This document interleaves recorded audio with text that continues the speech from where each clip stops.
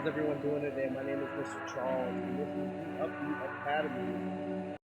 This is lesson 6 on simpler and using Midi for samples. This is how we were creating our beats for this class using Midi and Mode, as well as our keyboard to compose our instrumentals. Today we're going to take a deeper look at simpler. This is a tool that we've been using for the last two lessons to create our instrumental. So this is going to be a very informative lesson for us, and we're going to jump into it a little different. So please join us with this hey, let's get started. So some of you may have came in while I was scrolling and going through some melody loops that we have. And what I want to do today is I want to find a longer loop, a piece of audio that I can manipulate and take different parts of it to create a more complex melody. Okay, I like that. So what we're going to do to start out is, as always, we're going to clear the tracks that we're not going to use. Today we're not going to use any audio, strictly use music.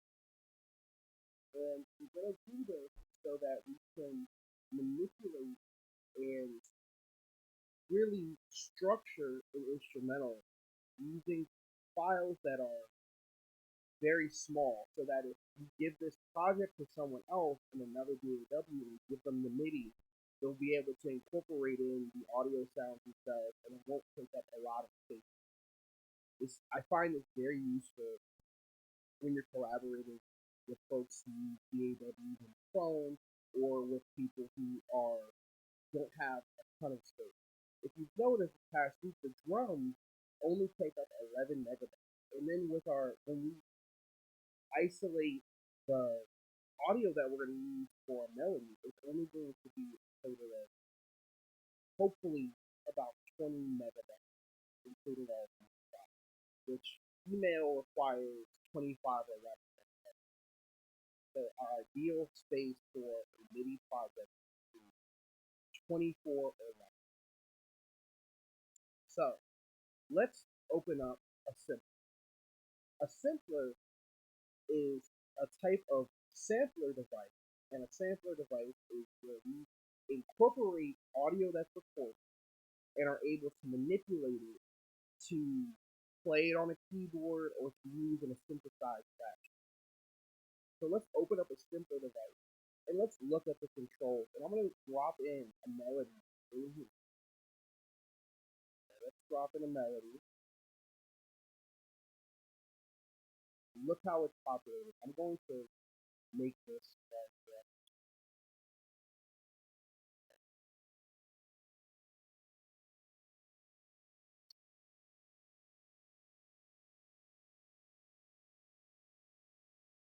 So the way I'm doing this is, if you notice, what I'm doing right now is I'm in the arrangement tool, press tab on our keyboard, and you can put this in this view as well, the clip view, the session view.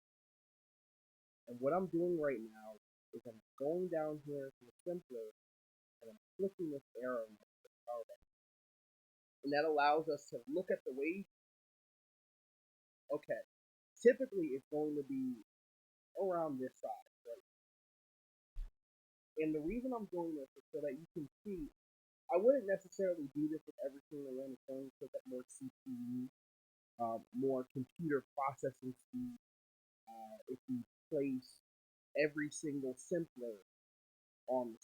So what we're going to do is, I'm just doing this for the sample, because ideally we're going to want to be able to see different parts of it.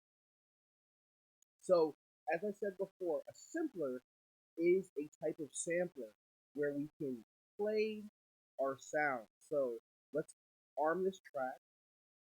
and make sure the keyboard is highlighted right here. So the keyboard is highlighted. And then we can press A,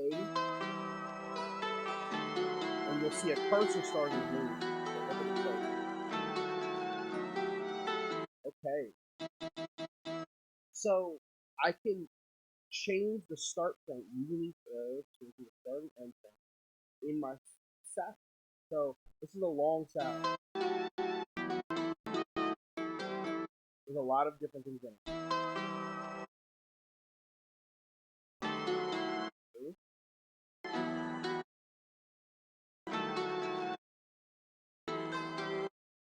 There's this one part.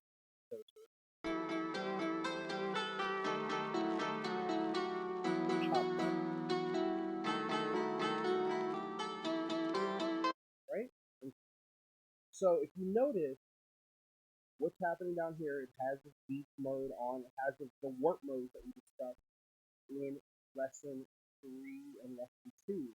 You can use different types of warp modes here. If you pitch, if I change the BPM,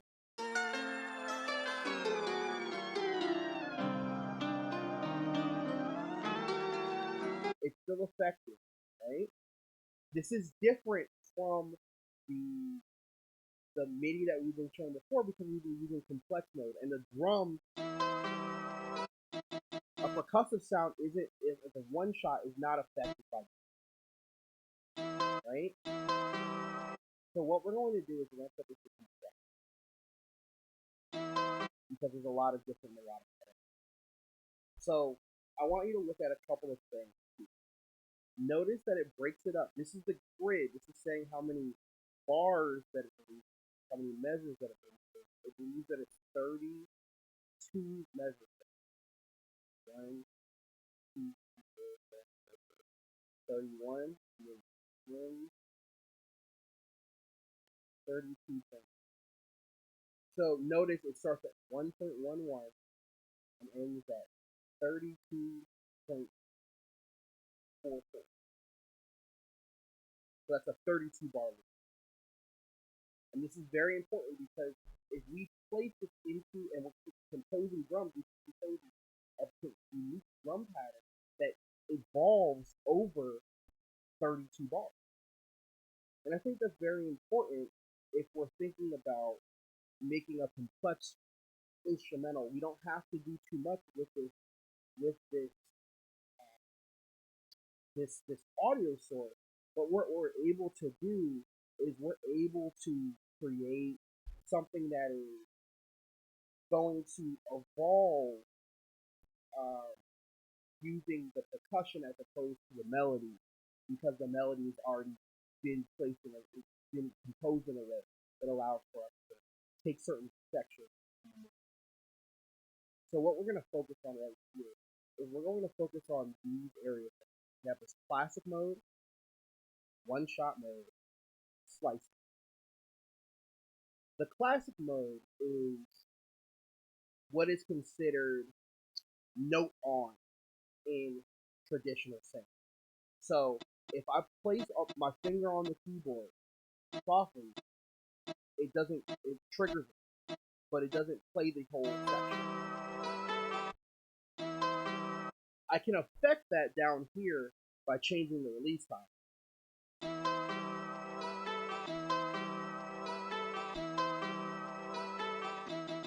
But notice if I turn the release time down, cuts it off. So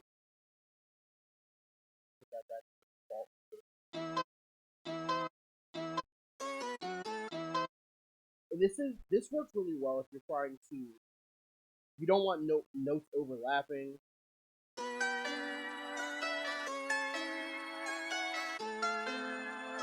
So that when you're touching it, you're touching the keyboards, they're cutting off. But they're still playing at the same time. Right? So simultaneously. The way you would use this is if you have a single note that you want to play as a chord, you can use this mode to create a chord on your keyboard.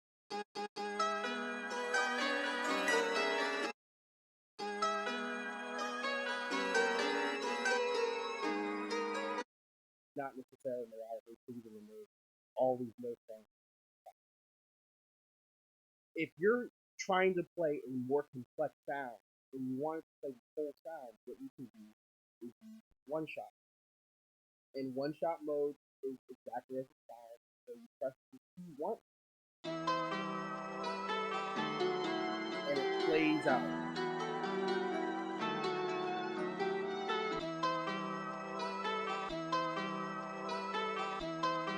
And notice that there is no release button down here because it wants to play the whole sound. So the way to turn it down is by placing a start and end point.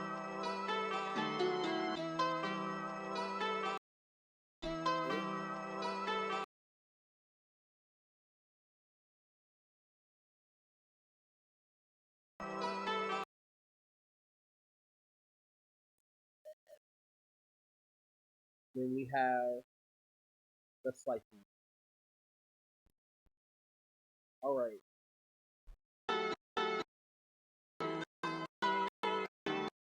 So this is the part for people who are traditional, old school, what you call old school hip hop heads, where you're able to chop up a song.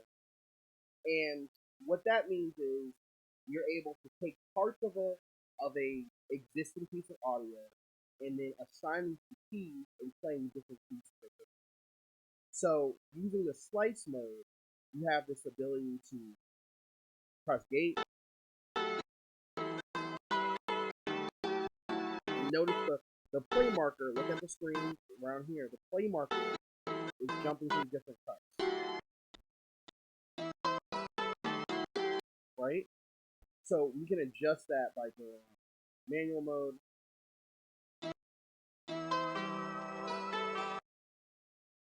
And this mode only works when you have a Midi keyboard device. So you're able to push any of your high device, any device that you can plug in and play MIDI notes. You can use the manual chopping mode, and that is where you're going to select it and you can choose the chop individually. If you're using a keyboard, you have to use one of these three modes: the transient mode, where it selects that peak of the sound. See, you also have the beat mode, where it divides it by these divisions, so you can go by a fourth of a bar, 1 bar. So let's try 1 bar, and that means it should be 32 chops, right?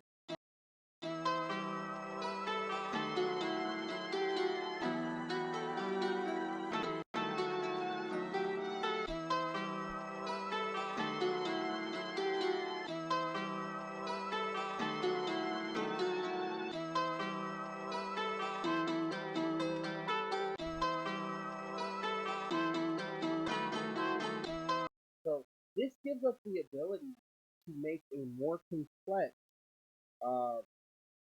more complex method of playing out this audio file. So we don't have to do a lot of work. We can make a MIDI file where we can give this to somebody else. Now, just to let you know, if you're using another DAW and somebody gives you this MIDI file for the simpler, for this sample, unless it's in a different type of sampler like Fruity Slicer or the AU sampler in GarageBand or the other type of samplers in Machine or any of these other DAWs, this is not going to translate that. So if you're giving somebody this in, let's say, the classic mode or the one-shot mode, that will translate fine. All you have to do is double click, import in the sample. As long as you haven't edited the start or end point, it will play as you have it in English. If you give it the slice mode, what you're going to want to do is turn this, record in the performance into Ableton, and export that as another audio. So that's pretty simple. We're going to use the slice mode. I'm going to show you how to play. We can play this out.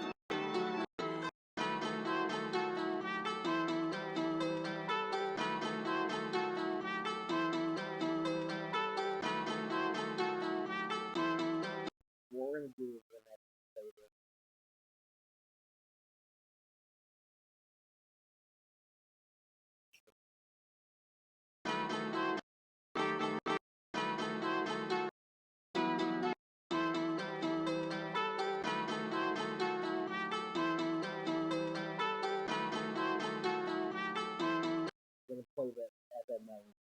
So let's move this up to 130.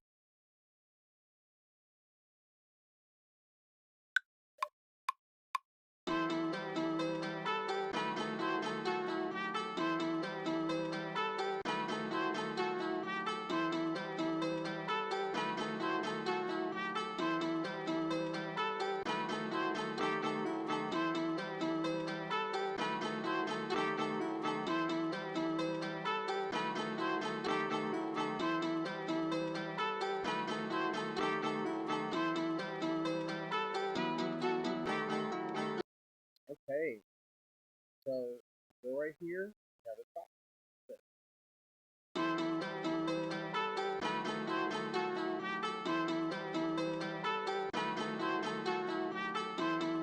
Okay, see now notice something that some of these are late, some of these are early. So what we have the ability to do is we can quantize and snap them to the grid to make them a little less flat.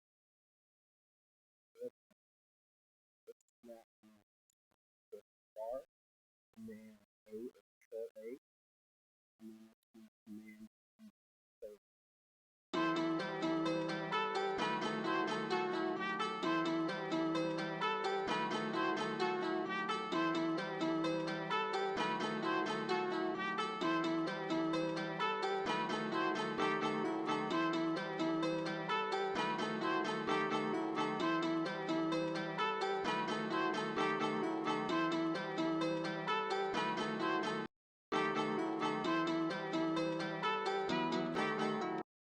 okay, so here we have a little bit of a mistake.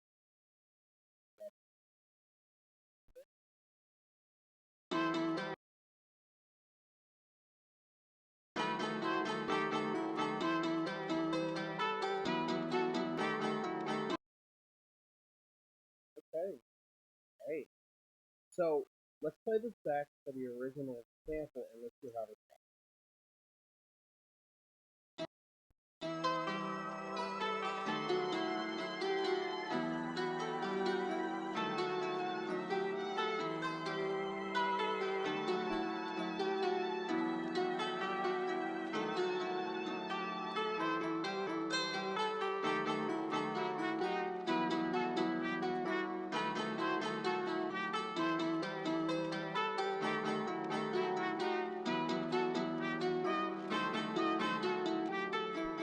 Okay, so if you notice, I was able to change this pattern into a different sliced up version of this pattern.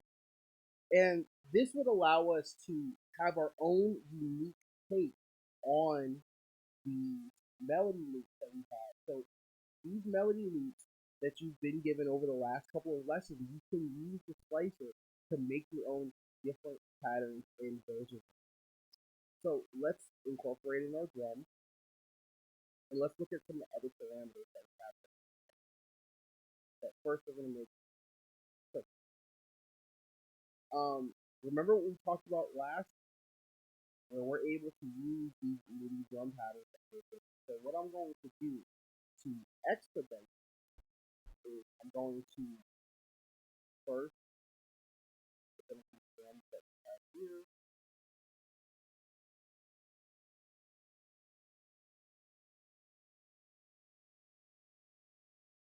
Using the same drums that we've been using with loop.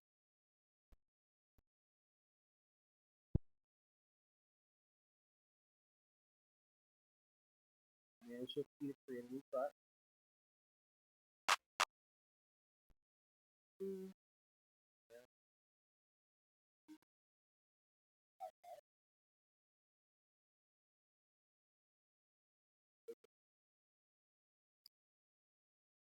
Finally, I don't know what it is.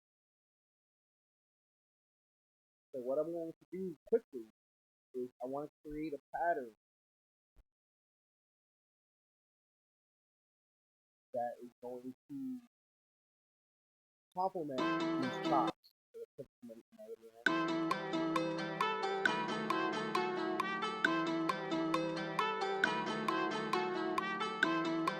Okay. Well, there's one thing I want to do before I so let's step back. we have the ability to change the pitch, to filter this out, to change certain parameters of this instrumental already. So let's filter this and give it what's going to sound like an underwater fish. So check this out right now. This is the filter portion of the system.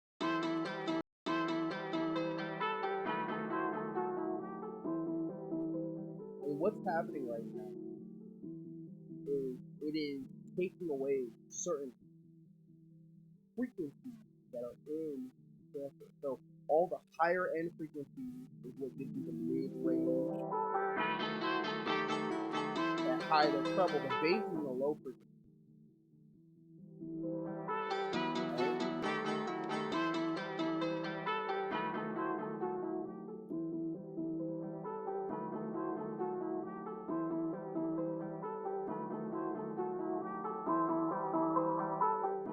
So we can manipulate this sample and we can create our own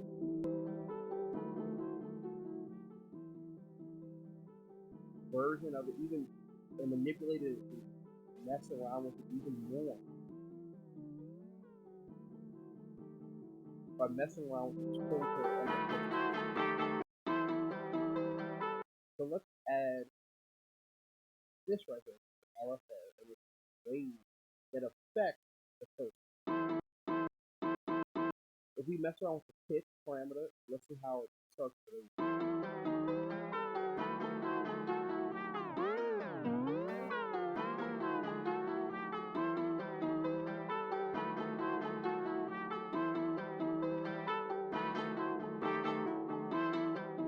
That makes the filter sound like it's downplaying.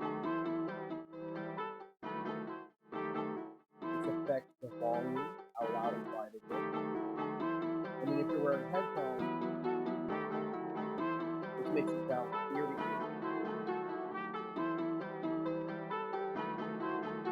So what we're gonna do is we're gonna actually listen.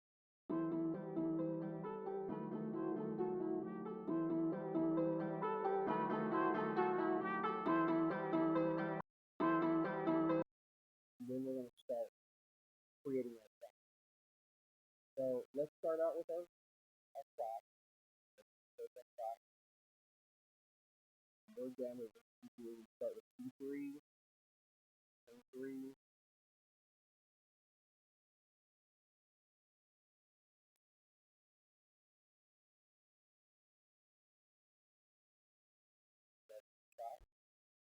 Down here at the bottom, switching back and forth.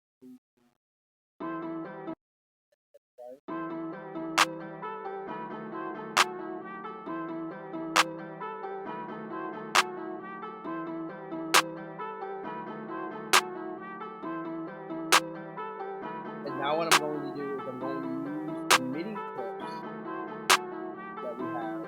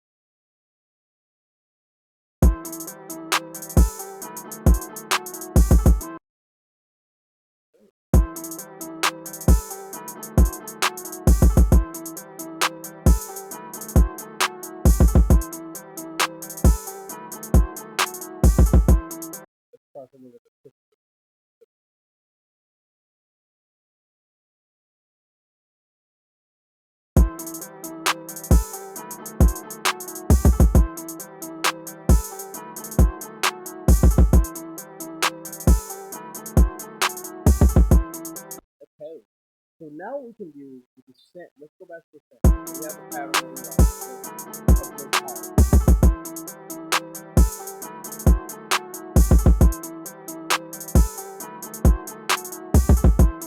We have the ability to change the pitch of the pattern by transposing it.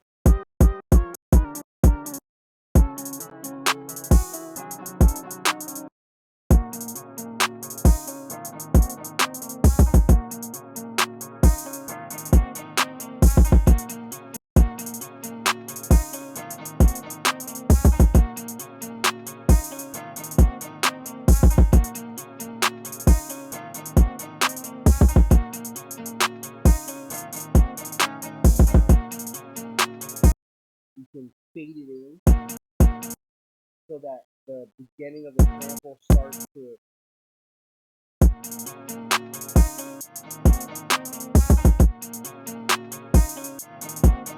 fade it out.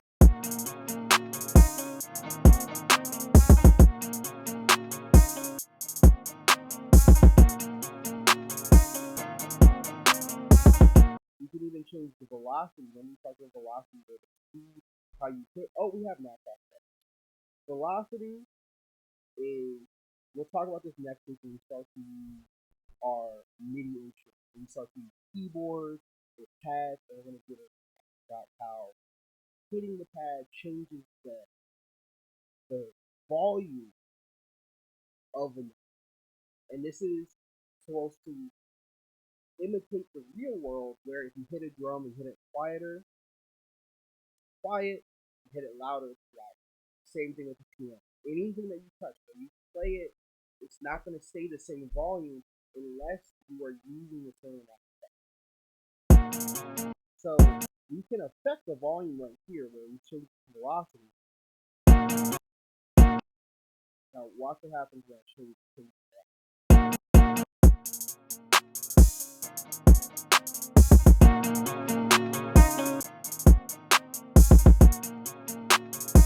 I did not adjust the volume knob,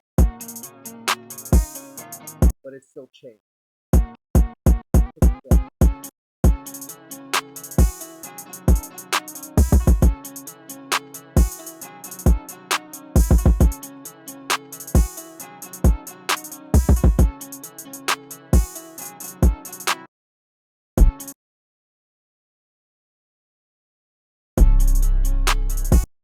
So what we're going to do for this, we're going to set a bar.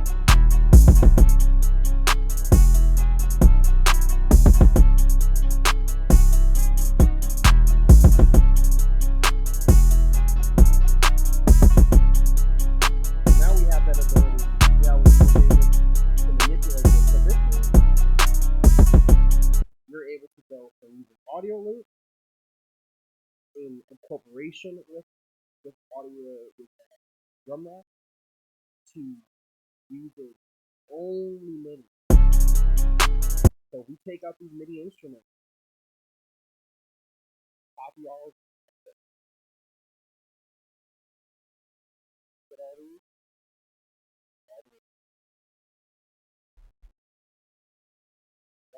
see how it's going out. all the information is still there. All the information is still there, which means that what we can do is we can reuse these in our other files. If we're stuck in a place, let's say we're having a little bit of an issue with composing,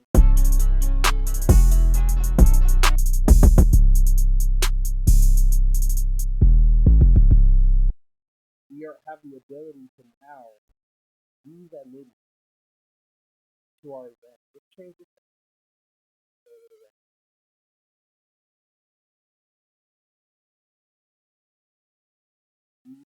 Another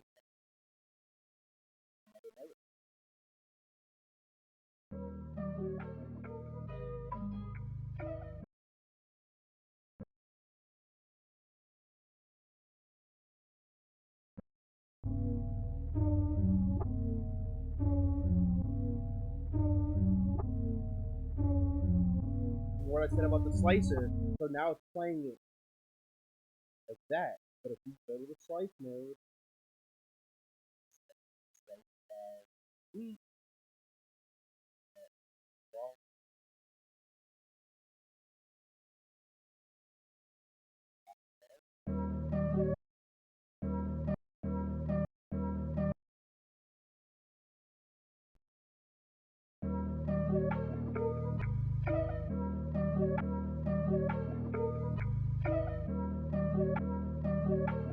okay.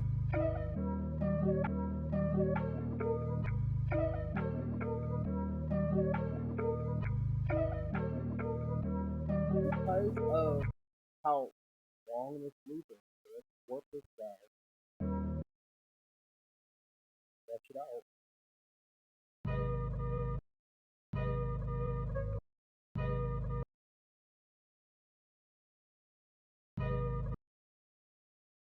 Darn.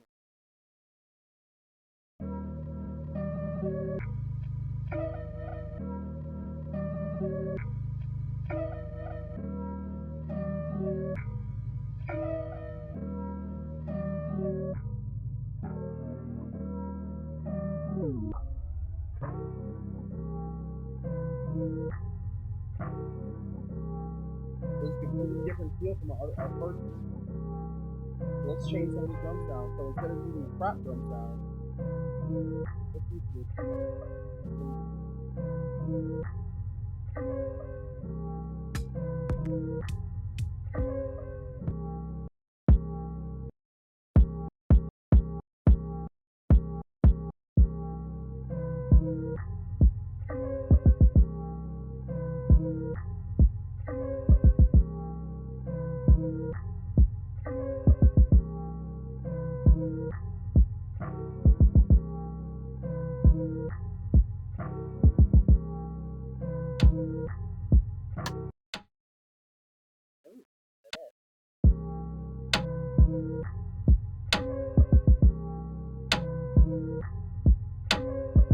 So now we're using different sounds, and we're still able to get something.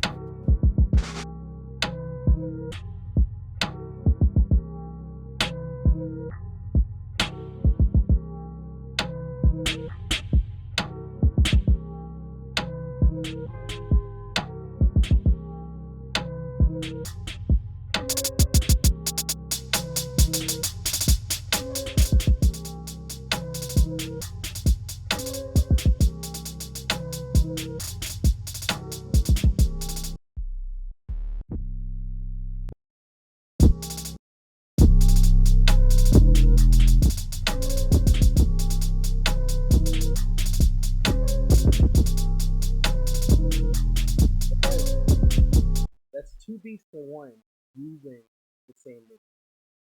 So this file is going to be a little larger today. I'm going to give everyone all the sounds.